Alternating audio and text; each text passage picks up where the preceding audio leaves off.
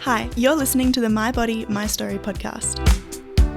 I would go back to 30 because of the age of the children and it readjust my perspective on life and my priorities and realise that life's short and my time with them as little people is even shorter, so work doesn't matter. The 45 over 45 chapter where we celebrate rule breakers and role models, the women who inspire us to live life our way and to show their sensuality, beauty, soul and true essence. Here, we talk about what it's like to be 45 plus, adjusting to the changes that come with time, and we listen to the stories of our participants. If you have an interesting story, we'd love for you to participate. You can email us at info@alexandrawalker.com. That's Alexandra spelt with a K-S. Or visit our website, alexandrawalker.com.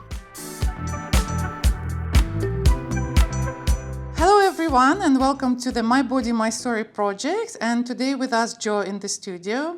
And while she's sitting in a makeup chair and Chitra is doing makeup for her, I'll be asking her a few questions. Hi Jo. Hello. Welcome to the studio and welcome to the project. Let's start and tell us 10 facts about yourself.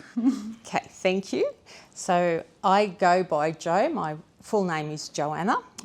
I live up near Canberra. I work in Canberra. I was born in Goulburn, a country town, and moved up to Canberra to go to university. And that was only an hour away from home, and that's as far as I ever got. So although I've travelled the world, I've remained within an hour from where I was born my whole life. I have been married for 29 years to Tim, who is absolutely the love of my life. We have 2 adult children we're very, very proud of, Lily and Angus, and they are 25 and 23, and both still living at home and working full time. Oh, lucky you. You have kids at home. I'm lucky. They're both incredible people, and one day we're hoping that things will change out there and they'll be able to afford to move out of home and buy their own place. Mm-hmm. So at the moment we're all living in the same house. We have one amazing dog, Piper, who's an 11-year-old Labradoodle who we all love very much. What is the Labradoodle, so it's a cross between a Labrador and a poodle. So she's brown, curly haired.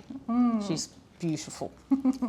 I'm still, unfortunately, working full time. I manage a team of social workers and we support the vulnerable families in Canberra and particularly for children. We do a lot of work with child protection in the ACT, and that was my previous job before I moved out to work in the community. I've always worked in the community sector. My passion is social justice and particularly looking after the vulnerable kids in our community and keeping them safe and giving them every opportunity that they can have.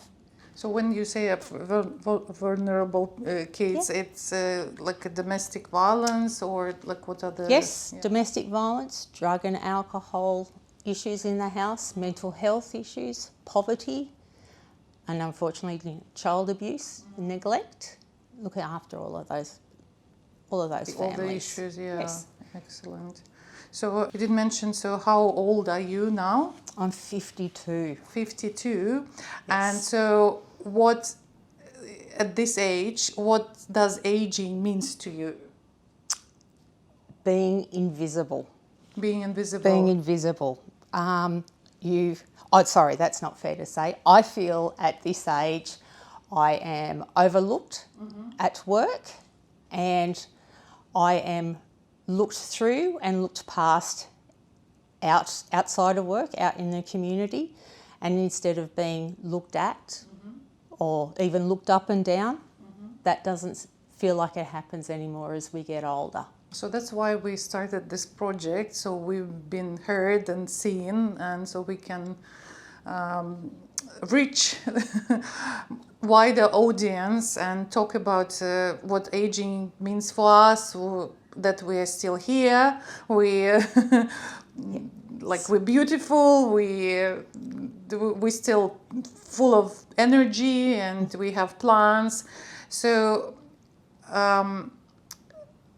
if like when you're saying that being invisible, so what do you think? It's not like our usual question, but it's just some thinking. I'd like to ask this question. So what do you think is the reason for this kind of attitude of people? Like why suddenly they stop seeing us? I believe that as we get older and we start to feel like that, and I probably again shouldn't be using the collective we, but I certainly feel this way, is that we start to hold ourselves up to unrealistic standards, and that is happening more in this modern age because of media. We see photos and movies and people on TV and social media, and they all look so young and flawless and beautiful.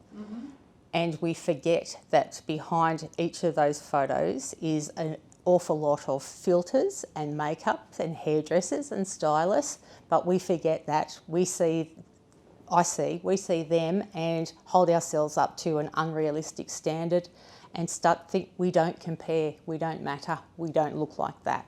Or I'm thinking that sometimes they just don't publish the photos of older women. They just started, this movement just started like with the older models, and looking more natural. But before, like if you remember, we were just seeing only young women on the covers of the magazine and inside the magazine. And it's like forgetting that there's a very small demographics, it's not a representative group of the whole world. And then the middle-aged women that they were previously putting into the social media and into the movies are people that are absolutely jam-packed full of cosmetic procedures. Yeah. And again, it's not realistic. It's not real.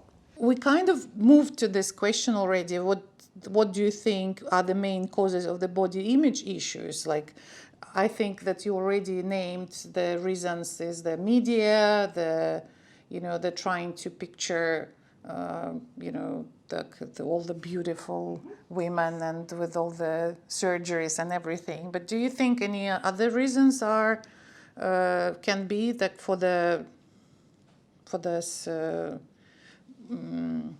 body image issues? Like, do you think it can be also within the family or like social circles? I think it's probably peer.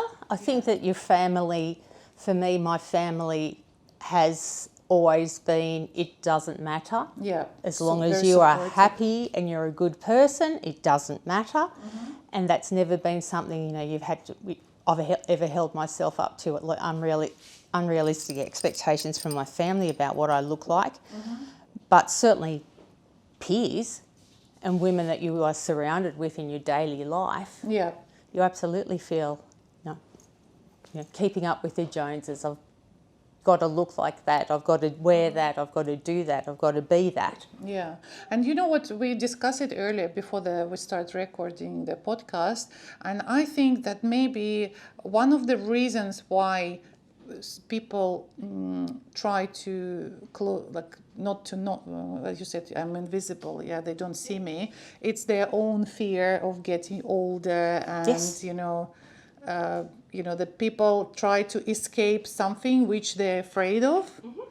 And so I think that the moment most of the people stop fearing getting older and understanding that there is life after 40 or 50, so they will stop fearing that themselves, and maybe that trend of trying to close their eyes on someone who is older than them will stop, or at least will lessen, it will have this kind of effect, hopefully. Yes, So agreed. that's why we need more older women representing the different age groups in the media. We need all this podcasts. We need to talk about that, you know, so people hear that, they know that. And basically, just you have only 10 or 20 years of your young life. After that, but you don't live 20 years, you live 60, 80. So does it mean that you just alive and can enjoy life only for the 20 years of your life? No. So that's why we're here. We will talk about that. Good. Yes. And I think it's up to women to support other women, and we'll age disgracefully together. Yeah. It will be okay. Exactly. If you could go back in time, imagine, like this is a time machine, to any age, what would it be and why? And what advice would you give yourself at this age? I would go back to being 30, 30. Because I would have 2 little people in my life. I would give anything to have one more day of them at that age. I would go back to 30 because of the age of the children, and it readjust my perspective on life and my priorities, and realise that life's short and my time with them as little people is even shorter. So work doesn't matter at all. And it would be, the message to myself would be, just enjoy every moment of every day. Yeah. Don't get to 52 and think I should have or I could have. Yep. Yeah. So let's move to body image questions, even though we already touched it a bit. Imagine that your body could talk. So what do you think it would ask you or tell you? My body would definitely tell me to slow down and to stress less and to go with my gut instinct. When you think something is wrong, you're always right. It is, yep. Do you believe that the negative body image affects relationships? Yes. And in what way? Thinking that I don't like the way I look, so nobody else will. I don't want to see myself in a pair of swimmers or in that dress or in naked, so nobody else will. Yeah. And you feel insecure. Yes. And then everything, you like this fresh wound, you know, like everything can cause pain, yeah? Yes. When you feel insecure in your own body, and especially with age, when we start changing, our body starts changing, you know, and our life routine is changing. We cannot do things which we used to do before, even if we're in a great shape still. Yes. So that's so what do you think, or I'll put it other way, what is your go-to ways to bring yourself into mentally into good shape? Having been through lots of pretty serious health issues over the last few years, I absolutely would say it's about taking time for self-care. And unfortunately, as you get older, that means factoring in things like diet and exercise. Yep. So this is like a physical, taking care of your physical body improves your mental Absolutely. State as well. Yes. Yeah. Yes. Definitely. I agree with you. I just recently started doing Pilates reformers, and I never liked any sports, though I did go to gym when I was younger, but I never really enjoyed it. I just did it as a job. But this time I'm doing this Pilates and I'm really enjoying it. But on the downside, I feel like I cannot do more things as I could 20 years ago. And I'm thinking, oh, I wish I would do it 20 years back. I'm the same. I've probably 6 months ago discovered the Reformer Pilates, and I probably perceived a little bit as a cult and an obsession by me now. I love it because it's not cardio, but you do feel better for doing it. You feel, and you can see the difference. Yeah, next day. Yep. Toning up and having a giggle. I do it with a group that's a women only, so it's even more fun. Yeah, same as me. And there's not terribly many young people, young women in there, and it's easy fun exercise. I don't want to go to the gym and be surrounded by mirrors, and I don't want to rely on myself to go for a walk or a run, because that won't happen. But the Pilates has ticked all the boxes for me. What I like in the class, because I also go all the women. That we also actually have a couple of guys there, but what I noticed that even women my age or older, some of them are more flexible than me, and they can do things. And it gives me hope. Like I'm thinking, okay, it's me. I cannot do it because it's been too long. I didn't do any physical exercise. But I can see women who are older than me. They're in a great shape. You know, they can bend, they can twist, you know. And I'm like, okay, so probably with time I can also do that. So that's the great thing, yeah, just to bring yourself into and it actually gives me a good mental kind of state, you know. Absolutely, good way to start the day. Yeah. Yes. How do you overcome your body insecurities? Like, is it the same method like you do exercise, or is there any any special methods? And the other question, has it changed since you were younger? Like, if you compare when you were younger, what did you do and what do you do now? Like, what's the difference? When I was younger, if I didn't like something, I would do something about it. And now when I don't like something, I ignore it. I just don't look at it again. Yes, I don't go and do something about it, or I just don't. Do you accept it, or you just hide? Oh, no. Definitely don't accept. I just deny and ignore. Yeah, you take this Scarlett O'Hara approach. I won't think about it now. I'll think about tomorrow, maybe. Yep. Yes, agreed. Yes. Okay, so my last question, I love it because we have so many different answers to that. And do you have any favorite quote about being a woman, or saying, or maybe your own thoughts? I do. The whole reason that I ended up jumping in and doing this is because I don't have a single photo that I could say hand on heart of myself that I like. And not long ago, rewatching Schitt's Creek, Moira Rose, when she said, "Take 1,000 pictures of yourself. You may currently think, oh, I'm too spooky or nobody wants to see. But believe me, one day you will look back at these photos with much kinder eyes and say, dear God, I was a beautiful thing." Oh, God, I have goosebumps. You know, that's exactly what is... oh, my God.